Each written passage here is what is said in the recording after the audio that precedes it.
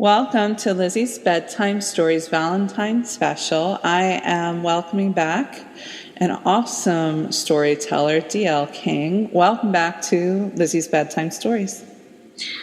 Hi, thanks so much for having me back. Yay! It's always cool. I love your stuff. It's so there.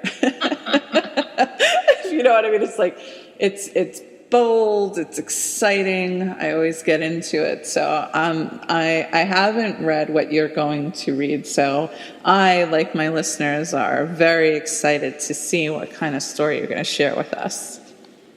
Great. I'm eager to read it for you. So tell us a little bit about it before you get started. Okay. Well, this is a story called Big Lesbo Cupcakery. And it's in this year's Best Lesbian Erotica, 2014. And it's kind of, it's brought on, or the idea of it kind of came from eating red velvet cupcakes and then making red velvet cupcakes. And I'm not really a huge cupcake fan, but I don't know. I just decided I had to write a story about them. Those are some darn cupcakes. All right, lay it on us. Okay, well, here we go then. Big Lesbo Cupcakery. The kid, all 3 feet of him, was standing with his mouth open, lips pressed against the glass, the tip of his tongue moving forward and back, touching the glass in a staccato rhythm. What was that? I mean, really, how do people think it's okay to let their kids do something like that? Forget that it was going to be the 4th time I had cleaned the display case glass, and it was only 10:30. But hell, how does his mother know I've cleaned the glass? He could be contracting Ebola while she tried to decide between the raspberry and the marshmallow. Jesus. My partner Fran and I had opened Sponge Sugar and Dandelion Fluff last September, and now, not quite a year later, I can say we may have made a success of it. Yes, I know, but I'm not a very decisive person as a rule. Anyone who knows me knows that. And I'm not much of a baker either. Fran is the baker. And I'm not that great at naming things. Like the shop, I wanted to call it Big Lesbo Cupcakery. I liked it. It made sense. And there was an established precedent, sort of, with Big Gay Ice Cream, but Fran nixed the idea. I would have been willing to go with Little Lesbo Cupcakery, but she said no. So I wait on customers, do the books, and clean the display case. A lot. The mother of the little bastard pointed and said, "What's that one like?" It was a yellow cake with an unassuming light golden brown frosting. That's ginger and honey. It's spicy. I looked at the kid again. It's an adult flavor, not something most children like. Oh, these aren't for him, not at these prices. He's perfectly happy with Entenmann's, she continued to browse. Here's how the whole thing started.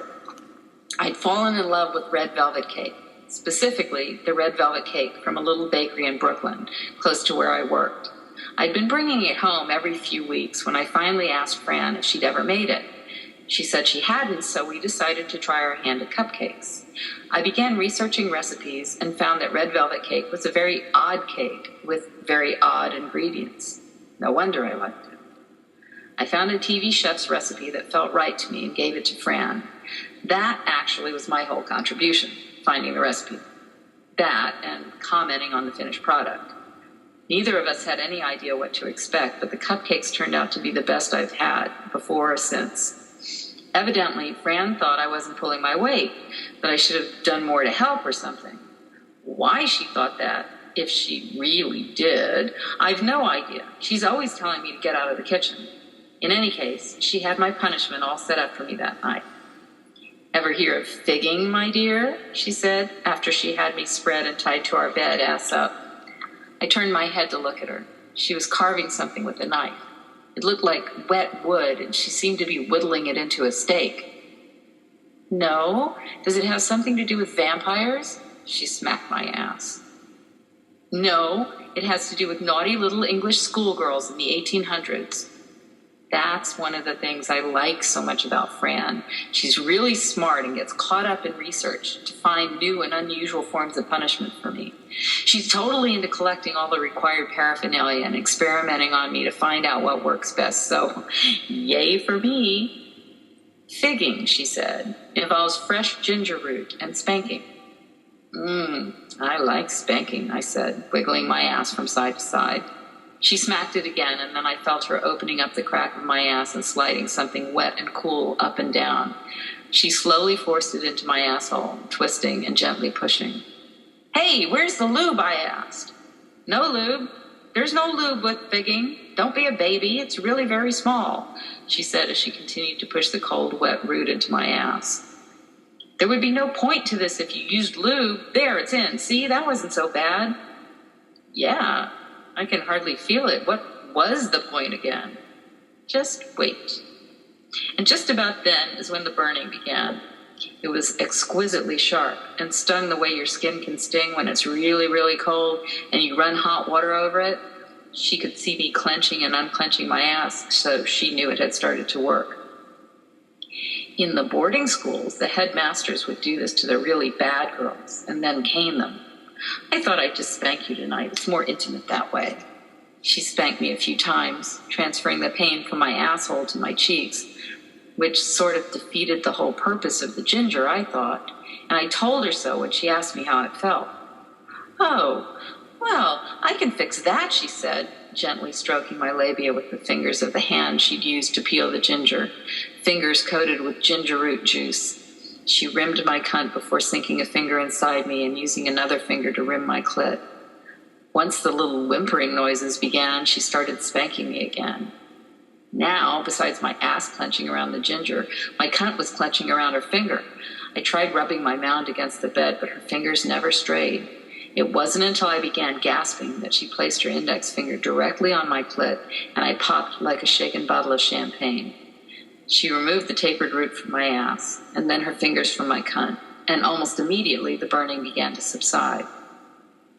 Wow, that stuff is unbelievable, I said. And that incident is why we decided to develop a ginger cupcake. The honey was added later to the cupcake, not me. The flavors complement each other well. It's a spicy, sweet treat. We started commemorating other memorable scenes, like the time she stuffed a giant atomic fireball in my mouth and then used duct tape to keep it in. That particular cupcake is a cinnamon-flavored yellow cake with the most amazing frosting. The frosting doesn't have anything to do with sex, other than it's an orgasm in your mouth. I never even thought of combining chocolate and cinnamon until I tasted a piece of cinnamon chocolate in a high-end box of candy. I just have to say, though, in case you feel like trying it, it's almost impossible to stay gagged with a fireball for long. Another fun thing to do is Red Hots. Have you ever had Red Hots up the twat? They don't really do much. But if your girlfriend chews them up, then paints your clit with the juices, it isn't bad. We have a cinnamon cupcake that has a French vanilla frosting decorated with mini heart-shaped Red Hots. Cinnamon isn't bad, but it isn't as good as peppermint oil when Fran really wants to get my attention. Last Valentine's Day, I came home from work to find rose petals scattered on the floor, leading down the hall to the bathroom.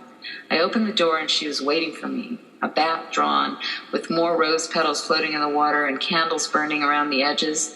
It had to be the most romantic thing I'd ever seen, and she'd done it for me. She started a mix of jazz on the iPod and helped me off with my clothes and into the bath.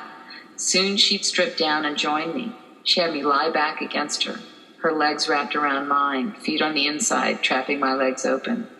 She said she wanted to bathe me and pamper me before dinner.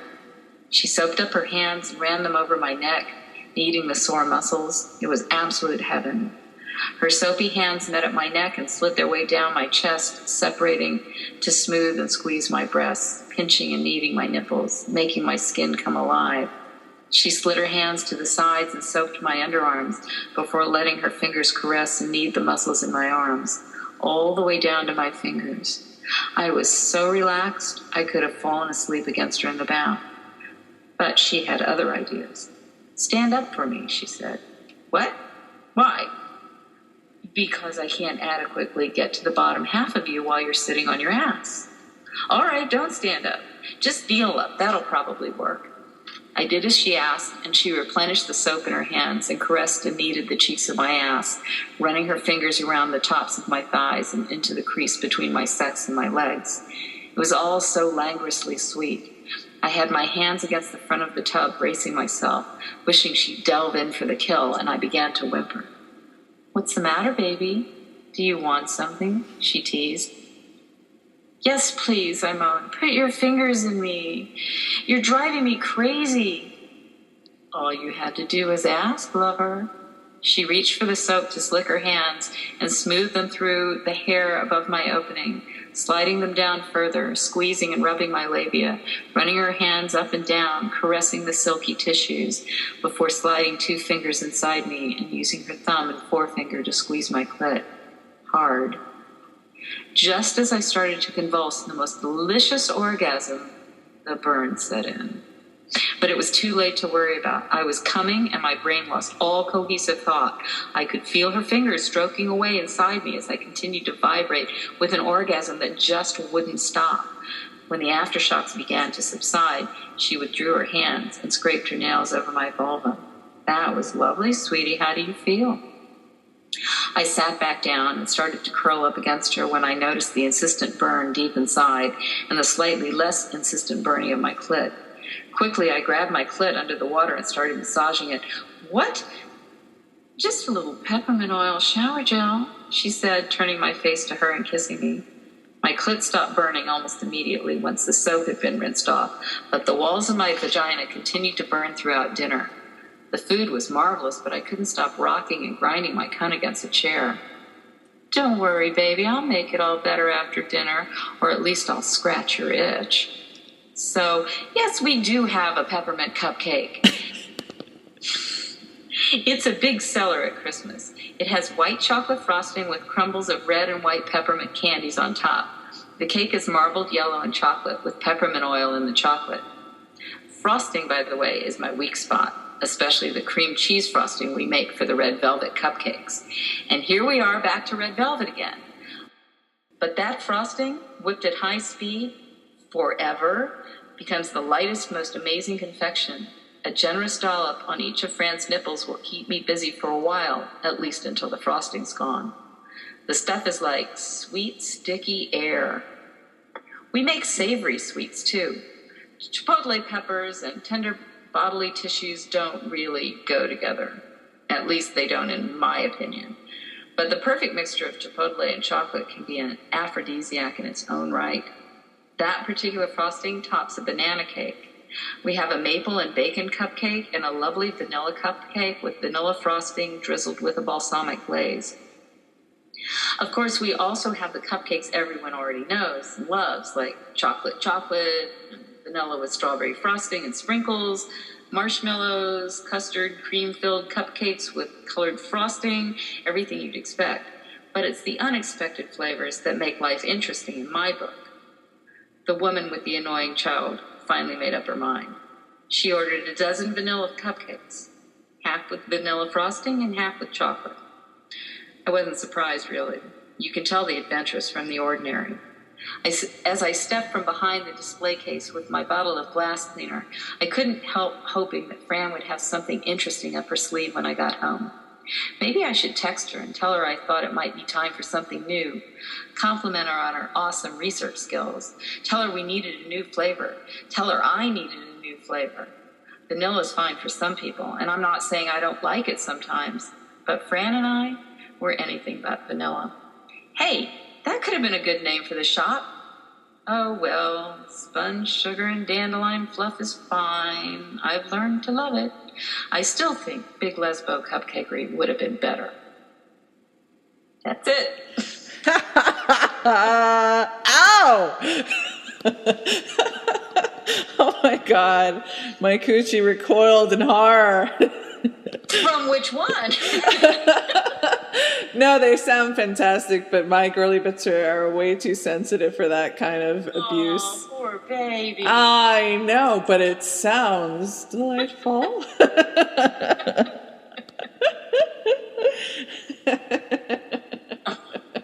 So bad.